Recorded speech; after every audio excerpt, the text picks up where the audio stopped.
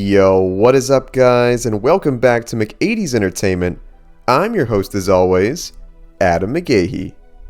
We are back yet again with some more spooky stories from the pages of Marvel Zombies. In our last video of this series, we went over the full terrifying tale of Marvel Zombies Halloween. I will have that video linked in the title card and the description below. In today's horror double feature, we'll be going over the back-to-back stories of our favorite skin-slurping symbiotes, Zombie Venom and Carnage. We have already covered both gory stories of these slimy lads before, but I wanted to put these into one groovy collection for you all to enjoy. So without further ado, grab a pizza, sit back, relax, and enjoy the full gory stories of Zombie Venom and Carnage. Venom. Zombie Venom is one of the countless superpowered individuals who is transformed into a flesh-eating barbarian by a mysterious interdimensional virus. He made his first appearance in the pages of Marvel Zombies number 4 back in 2006. Like the others, he comes from Earth 2149. Prior to his zombification, this world's Eddie Brock was very similar to his main universe counterpart from Earth 616. While the exact origin of how he was infected is unclear, it happened sometime after a zombified version of the hero known as the Sentry, who is basically Marvel's Superman, arrived to Earth. The Avengers arrived in the middle of Manhattan to investigate, but Sentry bit first and asked questions later, infecting countless heroes with the virus in the process. The newly cannibalized superheroes then ravaged the streets of New York, eating every terrified citizen they could get their bloody hands on. The infection spread faster than Quicksilver's time in the MCU, which resulted in the entire globe being picked clean by the zombie supers. During the carnage, the brilliant minds of zombie Reed Richards and Tony Stark managed to create a machine that would lead the horde to multiple dimensions, thus unlocking a multiversal buffet. This was all shut down, however, when one of the MVPs of the Marvel Zombie story, Magneto, arrived and blew the machine up, locking the hangry heroes in this dimension. Whenever my boy shows up in a story, he's always got to do something big, dramatic, and awesome. Never change, Magneto. You are a true GOAT. This then led to a deadly chase between Magneto and the Horde, who, despite getting in some great hits, was overpowered and devoured by the undead Avengers. After getting a taste of the coolest supervillain ever, the zombies kicked back, wondering where their next meal would come from.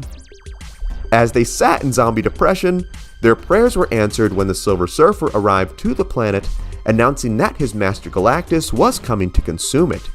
Not listening to a word the shiny bald man just said, Iron Man led an assault to get a taste of this sparkling muscular man. Honestly guys, I know you're zombies, but he looks like he tastes terrible, like quarters, dimes or something. No offense, Silver Surfer. I want you to live, dude. The chrome-plated herald did not go down without a fight, as he unmercifully blasted several of the zombies with his cosmic power. Zombie Thor, being the starving strategist that he was, took the high ground from the Surfer by knocking him off his board. The man came tumbling to the ground, but this did not stop him from cranking up the intensity and blasting more waves of the undead. Just as it seemed our boy would win this round of COD Zombies, none other than Zombie Hulk arrived as the unexpected boss fight. He grabbed the Surfer and proceeded to bite the guy's head right off. As Hulk chowed down on Chrome Dome, Zombie Giant Man grabbed the likes of Spider-Man and Iron Man and booked it over to the war zone to get a taste of that sweet space meat. After their out-of-this-world meal, the gang discovered they inherited the Surfer's powers, which let them shoot sweet laser beams out of their hands. So the Marvel Zombies are kind of like Mega Man. Beat an enemy and get his powers, except, they just eat the boss instead. So honestly, they're more like Kirby. We're on to you, bro. Kirby's been a zombie this whole time. The now leveled up spleen-eating supers then used their powers to roast and toast their fellow undead and proceeded to eat them, only to remark that no matter how much you cook a zombie, they still taste terrible. Wanting to get the rotten taste out of their mouths with some fresh meat, the undead Avengers were soon greeted by the world conqueror Galactus, who showed up right on time, just like the shiny bald man said he would. Overjoyed at the sight of this huge num-num, the zombies tried to attack the big purple action figure man, but were quick to discover he had a power level well over 9,000. Hank Pym then had the group retreat to his lab, where they worked on a device that would let them turn their powers into one unified beam. As the boys toiled away at their Titan-killing toy, we then finally get our first look at the stomach-eating symbiote himself, Zombie Venom, who teamed up with a group of other undead villains who worked together to combat Galactus so they could try and get a taste of his giant fleshy bits. The thing I love about Zombie Venom is that he still looks exactly the same as regular Venom. Who would have thought that an alien symbiote could act as great concealer, even when you're dead? As the war raged on, the starving scientist then finished the weapon, aim it at the big boy and fire, causing a gigantic wave of energy to shoot out into the sky. The blast then hit Galactus and caused him to scream out in pain and come thundering to the ground, all while Venom and the others desperately tried to escape getting crushed by this huge Power Ranger looking villain. Once they saw the big man was down, an overjoyed Venom and the others rushed in to help themselves to dinner, Venom claiming dibs on the Titan's brains. You know, some things never change. Zombie or not, our boy just wants to gobble down on those smooth pink head batteries. Just before Brock and his boys could sink their rotted teeth into Galactus, they are stopped by Colonel America and the cosmic-powered Avengers, who asserted their alpha zombie status and let the others know that this hunt was all theirs. Not about to share this giant talkie with anyone else, Venom and the villains then went to full-on zombie-on-zombie war with these former goody two-shoes heroes. You know, we don't get zombies fighting zombies too much in media, and whenever it happens, I'm all here for it. It's just so satisfying. This battle put our slimy symbiote up against his longtime foe Spider-Man, who swore he would finally put an end to this rivalry once and for all. He then went to swipe at Spidey with his giant claws, only for the wall crawler to effortlessly dodge the attack, despite only having one leg. Spidey then activates his cosmic powers and fires a powerful blast at Venom, causing a huge hole to tear right through the dude's chest. Man, if only you could do that during the PS1 game, that would have made things so much easier.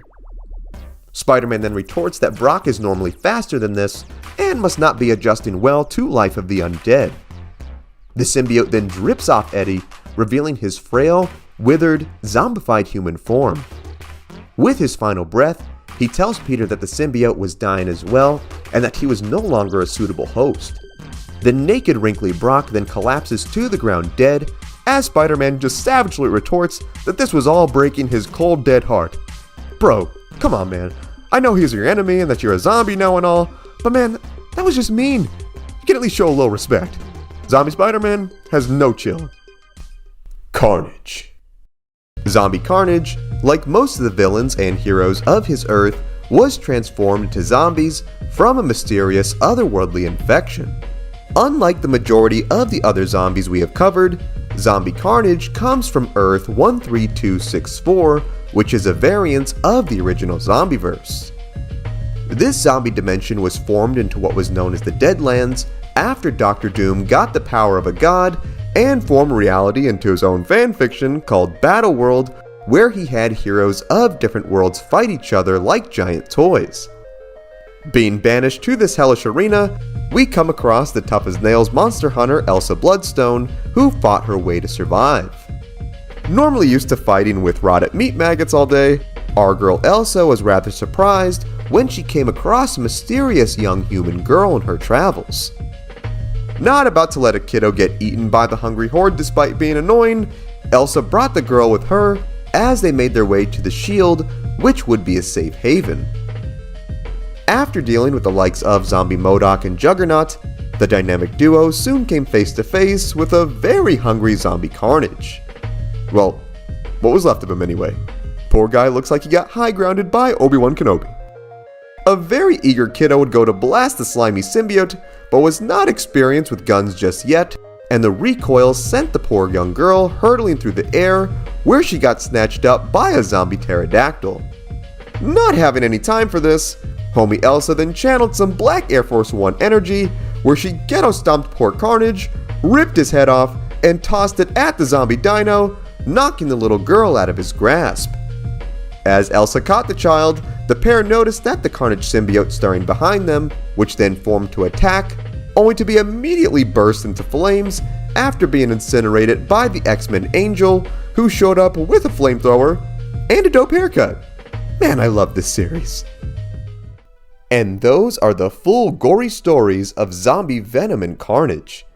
As cool as it is to see these guys become members of the undead, I still do think their alien symbiotes should have kept them immune from the virus and allowed them to become resistance fighters of some kind.